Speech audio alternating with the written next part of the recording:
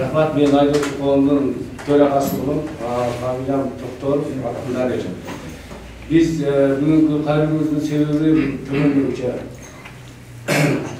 2020 жылдын 23 январында Кытай мамлекетинин өздөрүнүн баягы жаңы жыл деген майрамы болот.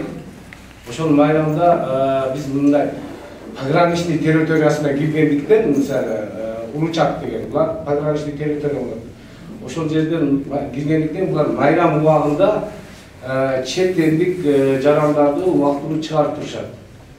Булар ошол убакта биздин айдоочулардын машинелерин калтырып, майрам бүткөндөн кийин киресиңер деп биздин айдоочуларды чыгарган. Ошол 10 күндүк майрамдын ичинде баягы оору пайда болуп калып, коронавирус границалар бүт баары жабылып, анан биз ошол ооруга байланыштуу биз мына 2 ай жакын убакытта биз бул маселе боюнча мындай кызыккан деле эмеспиз, оору бүткөндөн кийин киребиз деп аракет кылып жүргөнбүз. Мына оору жеңилдеген убакыттан кийин биз кайрылууларды бере баштадык. Өкмөт тарапка премьер-министрге, вице-премьер-министрге чейин алдыра бардык, алдына жолугушуулар болду. Ал жерге биз ушу 30 машиненин списогун бергенбиз. Ушул машинелерибизди алып кетти, ушуну чыгарып бергенге бир шарт белгиледи. Эми бул кечеки кийинки Кытай мамлекетинде стабилдүүлүк болгондон кийин гана биз ушул маселени киргизе баштадык. Себеби мурун көтөргөнгө шарт туура келбейт эле, анда коомчулукка дагы, мамлекетке дагы, саясатка дагы туура келбейт эле. Биз ошондуктан бүгүн мына өзүңөр билгендей Кытай мамлекетинде азыр стабилдүүлүк бар. Анын биринчи, экинчиси биздин машинелер пограничный территорияда турат. Бул Улучак деген биздин Кыргызстандын границасынан где-то 100 километрдин тегерегинде, ал жерде мындай эле чоң шаар эмес, жөнөкөй бир айыл сыяктуу. Андан тышкары оору чыккан жер биз киргенден 6000 километр наракта да. Ал эмес, Кашкарда да оору жок, бүгүнгүндө Улучакта да жок. Бүгүнкү күн стабилдүүлүк болуп калды да. Ошого биз айтайын дегенибиз, биз толугу ашык деген эмеден алыспыз. Биз болгон ушул 30 машинени бир жолдукка уруксат берип алып чыгып алганга биздин өкмөт ушуга жардам берсе деген кайрылууда турабыз да. Ошого мына силер аркылуу жеткирсек, ушу маалыматты так кайрылууну жеткирип берсеңиздер, биз ушул маселе чечилип калса, бул айдоочулардын үйүндөгү маселелери чечилмек да. Булардын бүт баардыгы машинелерин кредитке алган. Ар биринин үйүндө жок эле дегенде бирден студенти бар. 3-4 окуучусу бар, киричилик деген бар, үйүндө жашоосу бир эл адамды караган жашоодо көбүнчө өзүңөр билесиңер. Баардыгы эле Кыргызстанда бир семьяда баардыгы иштебейт. Ошо бир адам иштеген болсо, ошонун көзүн карашат. Эми бала чакасын багыш керек. Эми Кытай жалган менен өзүңүздөр билип атасыздар, Казакстан, Өзбекстан, Тажикстан жөө туризмдерди жагаткан менен, жөө жүргөн адамдар жагаткан менен грузоперевозканы жаппай турат. Товар ташуу боюнча эч кандай ошентип булар тиричилигин өткөрүп туруш керек. Ошон үчүн мына дагы маалымат катарында айтып кетейин, Тажикстандан дагы ушундай калган, Кашкар шаарында. Алар алып чыгып кетишти машинелерин, мамлекет уруксат берди. Казакстанда Харгоздон киргендер, алар да алып чыгып алышты машинелерин. Биздин өкмөт ушул маселеге кичине кайдыгер карап турат. Ушуну бир кичине көңүл буруп, бир күндүккө бизге уруксат берсе, өзү бир эле күн убакыт кетет. Кирип алып чыгып алса, балдар кайра кирип чыкса, ушундай эле коркунуч болсо, карантинге дагы макул балдар. Эми андай деңгээлге барбайт го, бирок эми текшерип киргизсе боло берет деген ойдобуз да. Ошол менин айтып аткан сөзүм, главный биздин балдардын тургунун тиричилиги токтоп калды. Үйүнө бала чакасын багыш керек. Жок дегенде бул жерден көмүр ташып да болсо да тиричилик кылыш керек да. Ким сүрөйт тагыш? Барбы сүрөйт? Таныштырып жүрөбүз. Бизге ушул аты жөнү таныштырып, Жорой Кемшөк Өсөрбаевич, мен ушул жерге ишкер өзүмдүн бир маштагым болуп, силер шопурларда основной ушул ишибиз талада. Биз азыр кредиттерибиз бар, улууларыбыз бар, ошолорго төлөшкө биз запастар төлөдүк. Шопурда эч качан запас менен акча болбойт. 2 ай болду, же болду барды. Биз өкмөттөн сураман элек, эч болсо 24 саат убакыт берсе, кирип чыгып кетет эле. Карантинге важный эмес болсо макул берип карантин берет. сурамабыз, бизге ушу жаган деп. Ошо. Кандай жүктөр менен алдыңар машина? Машиналарыбыз жүйөдө куруп калды. Куруп алчубасак болду. Биз келип жүктөй турган малдар жаңы жыл келип калды. Анан баарыбызды айдап чыкты да, баягы немеге байланыштуу баягы жаңы жыл. Bir haftaga жабылды. Анан кайра келип биз жүктөп чыгарып болушубуз да. Коронавирус чыгып кетти, ошо менен келе албай калдык бардыгыбыз. Жалпы канча машина калып бар? Жалпы машина. Частный машина. Частныйлардан, фирманын машиналарынан дагы машиналардан көбүрөөк. Сиздин фирма машина отуза. Ошо 10 машиналарда отурган. Романыбыз ошо ич болсо 24 саат берсе, биз киребиз алып чыгабыз. Бизде өздөрүнүн мамлекеттик немеде сакчылар өздөрү утурлап барат, утурлап келет. Буга чейин эле кайрылууларда эмнеге жооптор алган? Жооп болбоду. Кайрылууларда мындай деп жооп берип атат да, биз сүйлөшүүлөр жүргүзүп атабыз. Центральный аппаратта карап атабыз деген жооп болот, бирок эмеси жок да, жыйынтык жок болуп атат. Бул жерде коркуштун кереги жок. Бул жерде Кытай мамлекети өтө тартиптүү катуу кармайт. Бул башка мамлекет, бул дүйнө жүзүндө бирөө мындай мамлекет.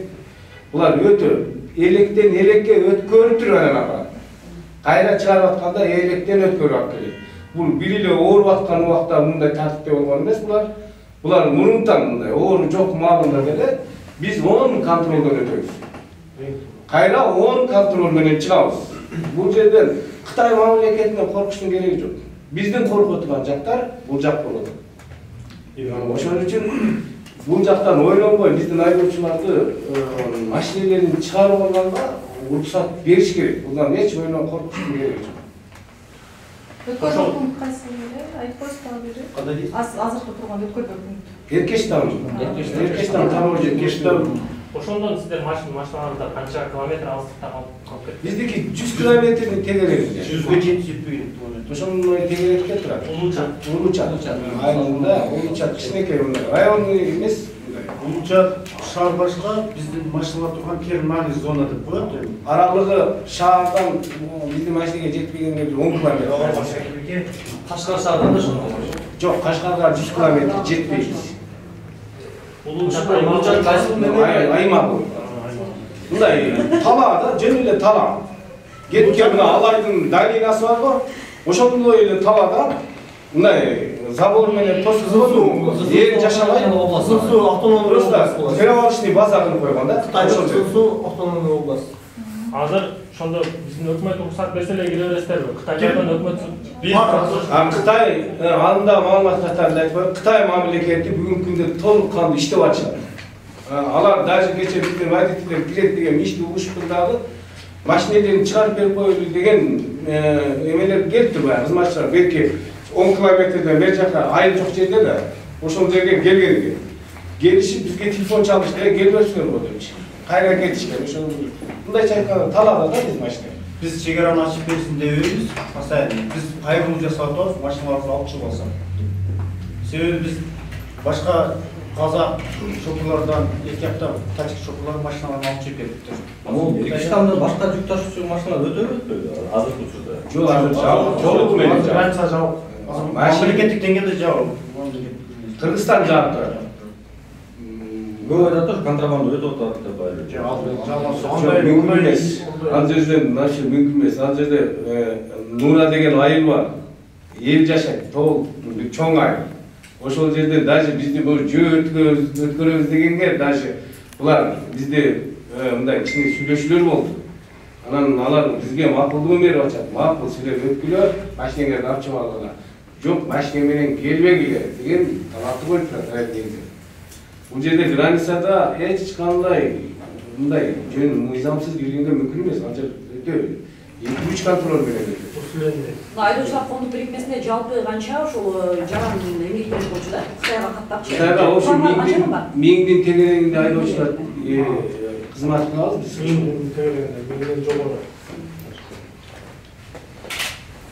Бул жерде bir машина кеде эки семьяны алып да. Бирок кожоюн болсо, бирок шофер. Ошондо 1000 КамАЗ менен 1000 айдоочу. 1000 айдоочу. КамАЗ 1000ден көп, а? Ошо 1000 тегерек. Firma болгондо көп болуп калат да. Firmalardan bizge koşulmayıp alar sırttan geliyor başta. Жеке менчик машина.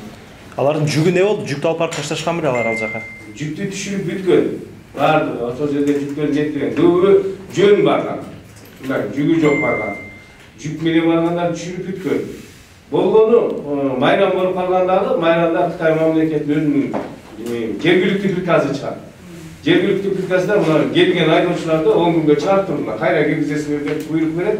Анан өздөрүнүн атайын кара печаты бар. Ошо кара печатын басып чыгарып чыгышат. А фактически водительдерге кызыл печат басат. Кайра киргенде машинесин алып чыгып кетишет. Ушундай контролду өтө аябай катуу ай. Ошо условия чыгып кеткенге макул болуп атасыздар, э? Машиналарды алып келип алат. Машинаны алып чыгып, как баягы инструкция боюнча карантин болсо карантин болсун, биз ого деле макулбуз. Сиздер эмне ташып келиңиздер ошондо?